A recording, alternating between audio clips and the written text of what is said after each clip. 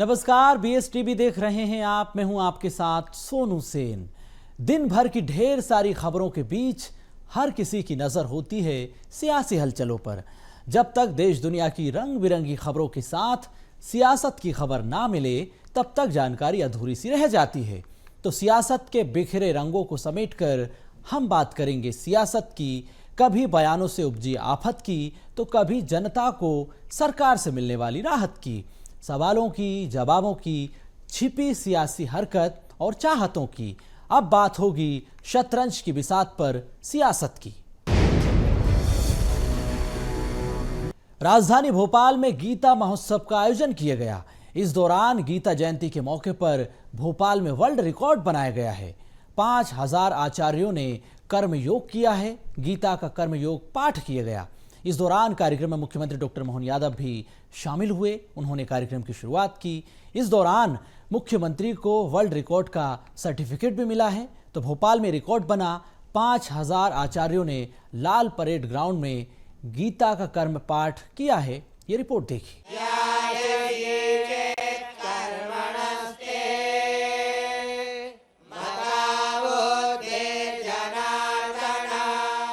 राजधानी भोपाल में गीता जयंती के मौके पर गीता महोत्सव का आयोजन किया गया।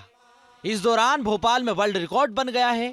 5000 आचार्यों ने लाल परेड ग्राउंड में गीता का कर्म योग पाठ किया है। इस कार्यक्रम में मुख्यमंत्री डॉक्टर मोहन यादव भी मौजूद रहे। सीएम की उपस्थिति में सामूहिक रूप से गीता का पाठ भी किया गया। इस कार्यक्रम में मुख्यमंत्री ने जन कल्याण पर्व का भी शुभारंभ किया। Guinness book of world record के एजुकेटर विश्वनाथ द्वारा वर्ल्ड रिकॉर्ड की घोषणा की गई। इसके बाद मुख्यमंत्री को वर्ल्ड रिकॉर्ड का सर्टिफिकेट भी दिया गया। इस दौरान मुख्यमंत्री ने लोगों से गीता के उपदेशों को आत्मसात करने की बात कही। साथ ही उन्होंने कहा कि पर्यटन स्थलों पर गीता रखी जानी चाहिए। भगवान के मुख से जहाँ आज ही के दिन गीता जयंती का हमने जो उत्सव मनाया है, ये भगवान ने सांदीपनि आश्रम में स्वयं अपने को शिक्षार्थी रूप में रख करके आचार्य सांदीपनि के माध्यम से जो शिक्षा ग्रहण की, वो सारी शिक्षाओं का सार हमारे सभी प्रकार के चारों वेद, 18 पुराण, सारे उपनिषद, सारी 64 कलाएं, सबका निचोड़ उनने अपने पवित्र गीता के माध्यम से समाज को देने का प्रयास किया। मुझे इस बात की प्रसन्नता है, बहुत सरल भाषा में जिस गीता जी की हम बात करते हैं, हमारे देश के लोग तो आनंद में डूबते ही हैं। मुझे इस बात की जानकारी है, आप भी जानकारी लेना। आजकल गूगल के सर्च इंजन के माध्यम से दुनिया में सबसे ज्यादा जिस पुस्तक की चर्चा होती है, लोग जानकारी चाहते हैं, वो पवित्र गीता जी है। हमें इस बात का गर्व है, दुनिया के सबसे ज्यादा लोग। वहीं मुख्यमंत्री डॉक्टर मोहन यादव ने जन कल्याण पर्व और मुख्यमंत्री जन कल्याण अभियान का आगाज कर दिया। सिंगल क्लिक के माध्यम से प्रदेश की 1.28 करोड़ लाडली बहनों के खातों में 1572 करोड़ रुपए की राशि भी ट्रांसफर की गई। आज हमारे इसी मंच से हमारी लाडली बहनों के लिए जोरदार अभिनंदन करो। हमने अपनी बहनों के खाते में भी एक बड़ी राशि डालने का काम किया है। मुझे इस बात की प्रसन्नता है, जब यहाँ मैं लाडली बहनों की राशि की बात कर रहा हूँ, तब हमारी सरकार के गठन के 1 साल के 2 आयोजन भी आज यहाँ जुड़े हैं। एक आयोजन जन कल्याण पर्व के हैं, जो 11 दिसंबर से 26 दिसंबर तक चलने वाले हैं, और एक हमारा पखवाड़ा के साथ 40 दिन का एक नया कार्यक्रम चलेगा, जिसमें हमारे पूरे प्रदेश के अंदर हर जिले, तहसील, गांव, पंचायत के एक वार्ड तक, नगर निगम के वार्ड तक, स्थानीय निकाय तक जन कल्याणकारी 76 प्रकार की जनहितैषी योजनाओं के लिए हमारे अपने सरकारी नुमाइंदों के साथ जनप्रतिनिधिगण जनता तक जाएंगे और सभी हितग्राहियों के एक घर तक पहुंच करके जो जिस लायक, जिस पात्रता में आता है, प्रत्येक व्यक्ति को जन कल्याणकारी योजना से भी जोड़ने का एक शुभारंभ हुआ है। मेरी अपनी ओर से आप सबको ये दोनों अभियान की बधाई देना चाहूंगा। सामाजिक सुरक्षा पेंशन योजना के अंतर्गत 55 लाख से अधिक हितग्राहियों को 334.38 करोड़ रुपए से अधिक की राशि का अंतरण किया गया। अब जन कल्याण अभियान के तहत प्रदेश सरकार की उपलब्धियों को जनता को बताया जाएगा, साथ ही सरकार की योजनाओं का लाभ भी दिया जाएगा। मोहन सरकार अपने 1 साल की उपलब्धियों को अब जनता के बीच रखेगी। Bureau report, BSTV। छत्तीसगढ़ में साय सरकार को 13 दिसंबर को 1 साल पूरा होने जा रहा है। इस मौके पर साय सरकार अपना रिपोर्ट कार्ड पेश करेगी। इस दौरान साय सरकार अपनी उपलब्धियों को जनता के बीच रखेगी। सरकार की योजनाओं को कैसे धरातल पर उतारा गया, इस बारे में बताया जाएगा। संकल्प पत्र के जो वादे थे, सरकार ने उन्हें कैसे पूरा किया, उसके बारे में भी जानकारी दी जाएगी। तो बीजेपी प्रदेश भर में जनादेश दिवस भी मनाएगी, सरकार की उपलब्धियों को गिनाएगी। 1 साल के कार्यों का खाका तैयार हो चुका है, लेखा जोखा तैयार है। इसी पर कांग्रेस सवाल उठा रही है। रिपोर्ट देखिए। डबल इंजन की सियासी रफ्तार, सरकार के 1 साल, कांग्रेस के सवाल। 13 दिसंबर को 1 साल होंगे पूरे। रिपोर्ट कार्ड पेश करेगी सरकार। बीजेपी का प्रदेश भर में जनादेश दिवस, सरकार की उपलब्धियां गिनाएगी बीजेपी। 1 साल के कार्यों का लेखा जोखा तैयार, प्रदेश भर में होंगे खास आयोजन। छत्तीसगढ़ की साय सरकार के 1 साल पूरे होने जा रहे हैं। इसी उपलक्ष्य में साय सरकार रिपोर्ट कार्ड पेश करेगी। मुख्यमंत्री विष्णुदेव साय ने कहा कि साल का रिपोर्ट कार्ड जनता के सामने रखा जाएगा।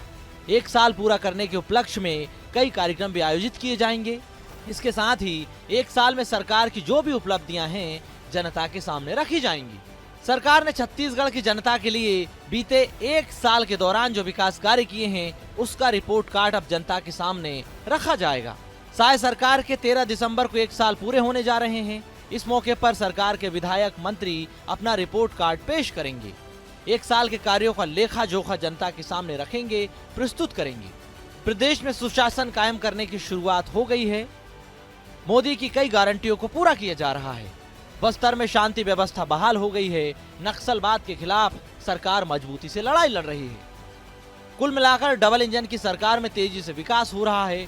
छत्तीसगढ़ के लिए ये ऐतिहासिक दिन है। छत्तीसगढ़ में अब तेजी से विकास हो रहा है। विष्णुदेव साय जी के नेतृत्व वाली सरकार की उपलब्धियों भरा और सफलतम 1 साल का कार्यकाल पूरा हो रहा है। ये कार्यकाल जाना जाएगा उपलब्धियों के लिए, ये कार्यकाल जाना जाएगा मोदी की गारंटी को पूरा करने के लिए, ये कार्यकाल जाना जाएगा सुशासन के लिए। और 1 साल में कांग्रेस 5 साल में अपना रिपोर्ट कार्ड बता नहीं पाई थी, क्योंकि उन्होंने कुछ किया नहीं था।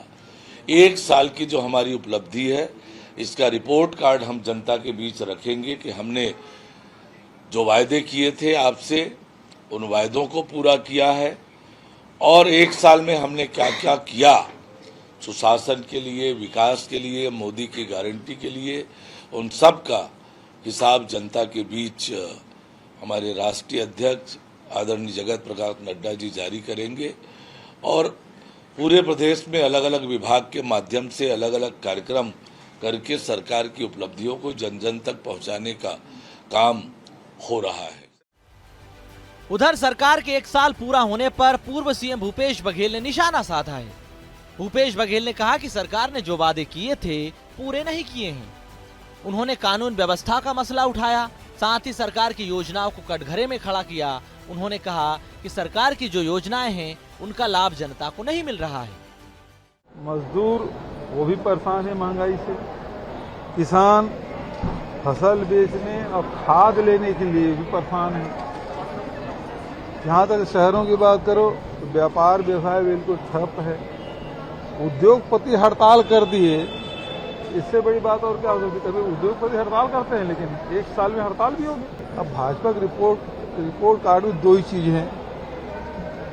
वो 3100 में खरीदी, जो पूरी व्यवस्था चल रही है, पेमेंट हो नहीं रहा है। नकदी देने की बात कही थी, 3100 रुपये नकदी पंचायत में एक मुश्त देंगे, वो तो हो नहीं रहा है।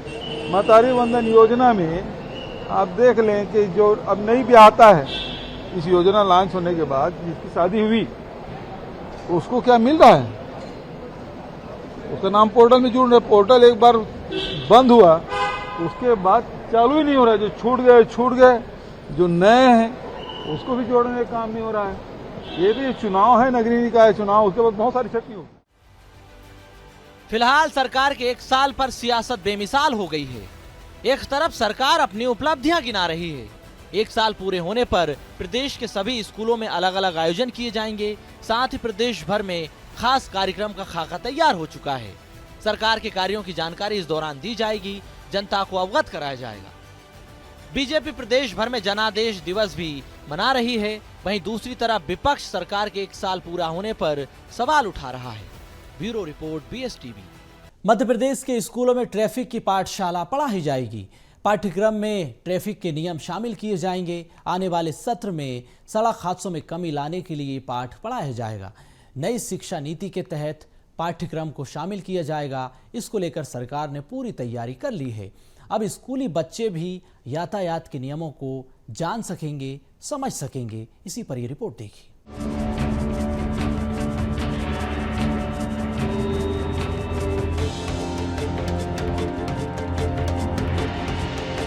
स्कूलों में ट्रैफिक की पाठशाला।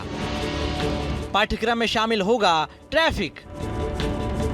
आने वाले सत्र में पढ़ाया जाएगा पाठ। सड़क हादसों में आएगी कमी। नई शिक्षा नीति के तहत पाठ्यक्रम। मध्य प्रदेश के स्कूलों में अब यातायात के नियमों का पालन करने के लिए पाठ पढ़ाया जाएगा। अब स्कूली बच्चे भी यातायात के नियमों का पाठ पढ़ सकेंगे। स्कूल शिक्षा विभाग पाठ्यक्रम में इसको शामिल करने जा रहा है। इसी दिशा में काम हो रहा है। इसको लेकर स्कूल शिक्षा मंत्री उदय प्रताप सिंह ने कहा कि बड़े होने पर कोई चीज सीखने से अच्छा है बचपन से ही उसे सीख लिया जाए। बाल मन के समय से ही अगर कोई बात सिखाई जाए तो बेहतर रूप से समझ में आती है। यातायात के नियमों का पालन कैसे होता है और कैसे नियमों का उल्लंघन होता है, इन सभी बातों को बच्चों को जानना चाहिए। उन्होंने कहा कि नई शिक्षा नीति के तहत बच्चों को पाठ पढ़ाया जाएगा। इसी दिशा में स्कूल शिक्षा विभाग काम कर रहा है। बहुत सी चीज़ें ऐसी हैं जो बच्चों को अगर उनके बाल मन से उनको बताई जाए तो वो बगैर किसी प्रयास के, बगैर किसी दबाव के उन चीज़ों को सीख जाते हैं।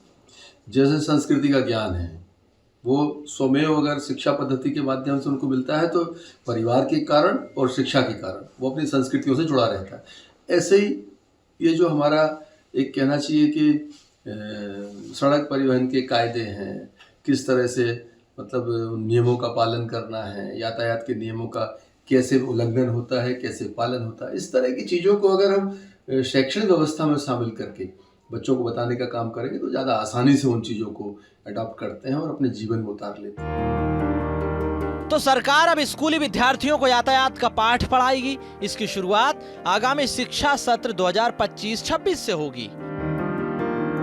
स्कूल शिक्षा विभाग की इस कवायद से बच्चों को यातायात के नियमों के बारे में सही से जानकारी मिलेगी। पाठ्यक्रम भी इसी तरह से तैयार किया जा रहा है।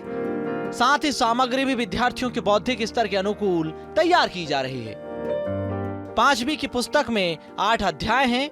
इसमें वाहन सड़क पर कैसे चलाएं, किस दिशा में चलाएं, रोटरी क्या है, प्रदूषण के मापदंड के अनुसार वाहन कितने प्रकार के होते हैं, इसके साथ ही लाइसेंस कितने तरह के होते हैं जैसी जानकारियां शामिल की जा रही हैं। मुझे लगता है कि बड़े होकर चीज़ सिखाने से बेहतर है कि बचपन से छोटे छोटे पाठ्यक्रम के माध्यम से उनको इन चीज़ों का ज्ञान कराया जाएगा, बेहतर होगा। आगामी समय में हमारी प्राथमिकता है और नई शिक्षा नीति भी यही कहती है। फिलहाल प्रदेश में सड़क दुर्घटनाओं का ग्राफ लगातार तेजी से बढ़ रहा है। जान गंवाने वालों की संख्या भी बढ़ रही है। यातायात के नियम तोड़ने वालों के खिलाफ सख्त कार्रवाई भी की जा रही है। उसके बावजूद भी घटनाओं में इजाफा लगातार होता जा रहा है। बड़ी बात यह कि दुर्घटनाएं जिस अनुपात में बढ़ी हैं, उससे कहीं ज्यादा मृतकों की संख्या भी बढ़ी। ऐसे में जागरूकता के उद्देश्य से स्कूली शिक्षा में ट्रैफिक पाठ्यक्रम को शामिल किया जा रहा है। इसके पीछे मकसद सड़क दुर्घटनाओं को रोकना है। अब देखना होगा कि सड़क दुर्घटनाओं पर कैसे लगाम लगेगी। Bureau report, BSTV। यहाँ रुकेंगे एक ब्रेक के लिए। आप देखते रहिए BSTV।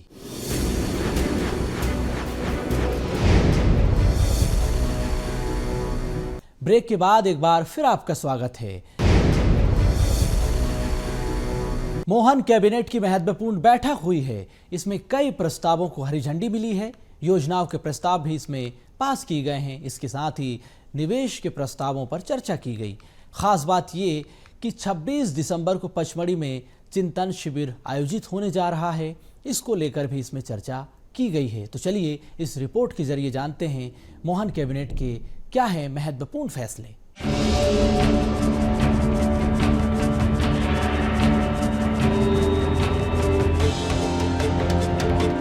मोहन कैबिनेट के फैसले। कई प्रस्तावों को मिली मंजूरी। जनहित से जुड़ी योजनाओं के प्रस्ताव पास। निवेश के प्रस्तावों पर हुई चर्चा। RDSS योजना के लोन को मंजूरी।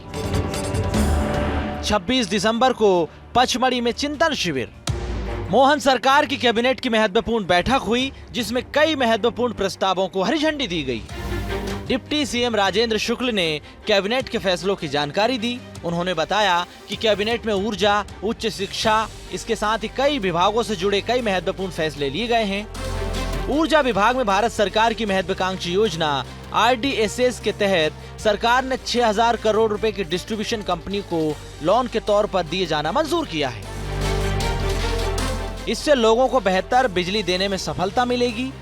जैसा हम सब जानते हैं कि भारत सरकार की RDSS योजना जो डिस्ट्रीब्यूशन के क्षेत्र में सिस्टम को स्ट्रेंथन करने के लिए महत्वाकांक्षी योजना बनाई गई है। उसमें 60% केंद्र का होता है और 40% राज्य का होता है।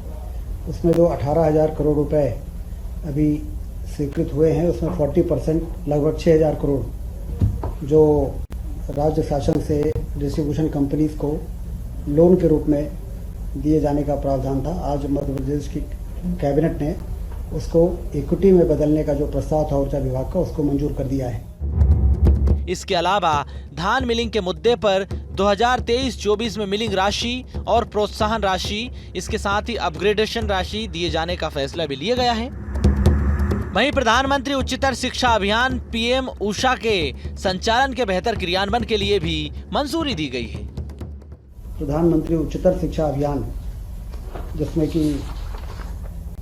4 महत्वपूर्ण कंपोनेंट होते हैं: बहुसंकायी शिक्षा एवं शोध विश्वविद्यालय, विश्वविद्यालयों के सुदृढ़ीकरण के लिए अनुदान, महाविद्यालयों के सुदृढ़ीकरण हेतु अनुदान, लैंगिक समावेशिता, gender inclusion and equity initiative, ये कंपोनेंट जिसके अंतर्गत PM उषा परियोजना में काम होना है, उससे संबंधित 60 and 40% के जो केंद्र और राज्यांश का अनुपात है, उस अनुपात में मध्य प्रदेश शासन से इसको अनुमोदन प्रदान किया गया है, जिससे इस योजना का क्रियान्वयन ठीक प्रकार से हो सके।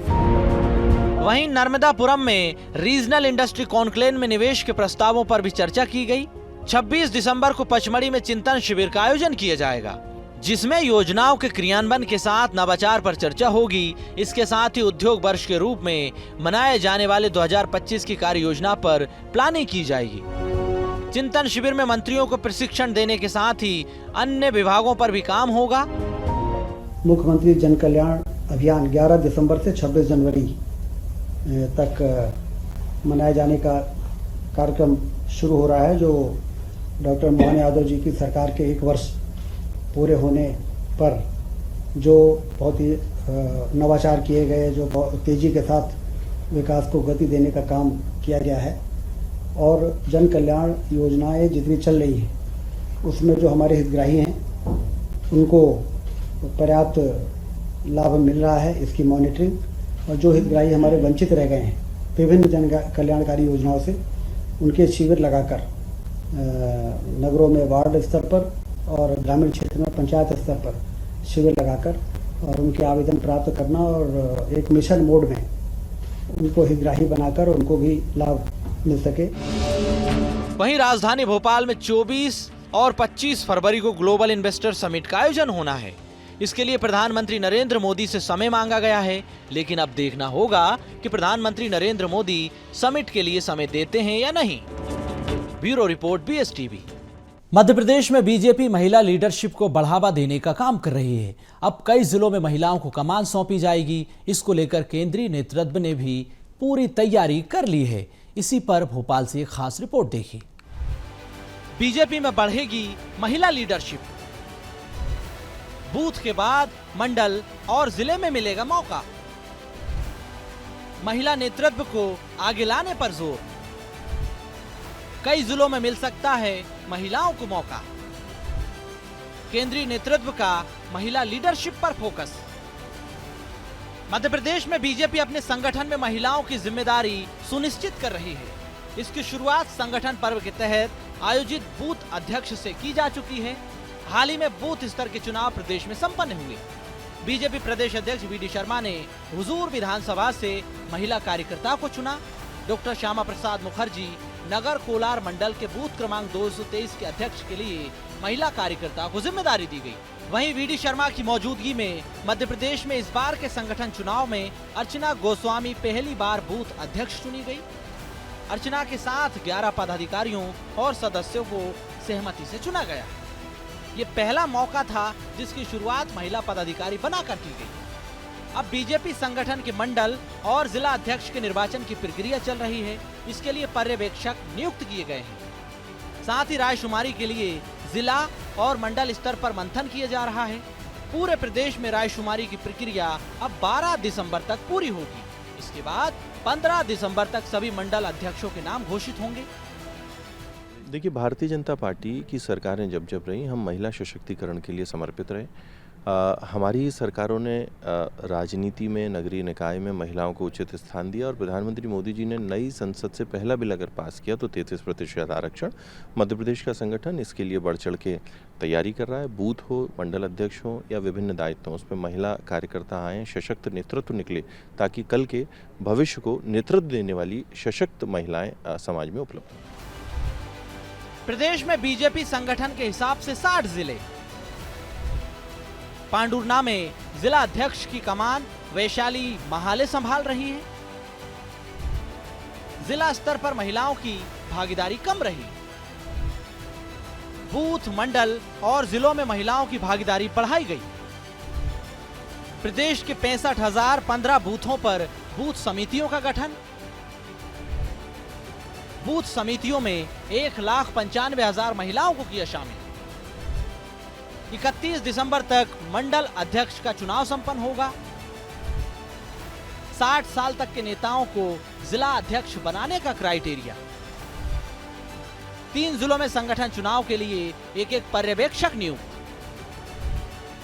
पर्यवेक्षक मंडल अध्यक्ष और जिला अध्यक्षों के नाम निकालेंगे। पर्यवेक्षक ही नामों को संगठन तक पहुंचाएंगे।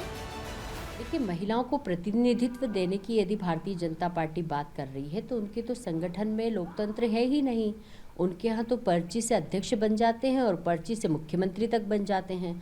अब ये संगठन में महिलाओं को प्रतिनिधित्व देने की बात कर रहे हैं।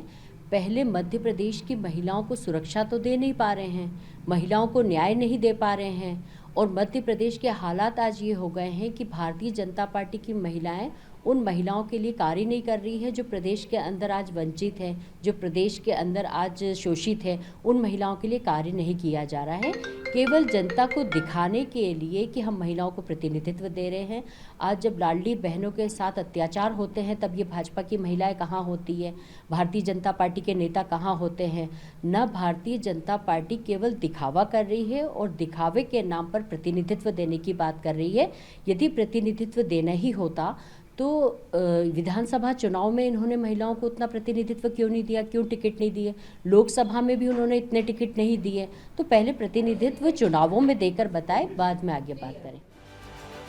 फिलहाल 15 दिसंबर तक मध्य प्रदेश के 1300 मंडलों में मंडल अध्यक्ष और 15 से 31 दिसंबर तक जिला अध्यक्षों के चुनाव होने हैं। संगठन चुनाव को लेकर बीजेपी ने जिला निर्वाचन अधिकारी नियुक्त कर दिए हैं। इस बार बीजेपी ने इन्हें मंडल और जिला संगठन पर्व प्रभारी नाम दिया गया। इन चुनावों के बाद प्रदेश बीजेपी को नए साल में नया अध्यक्ष भी मिलेगा।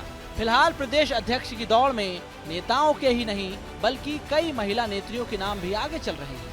मनोज राठौर, BSTV भोपाल। सियासत की बात में इतना ही। मुझे दीजिए इजाजत। आप देखते रहिए BSTV। नमस्कार।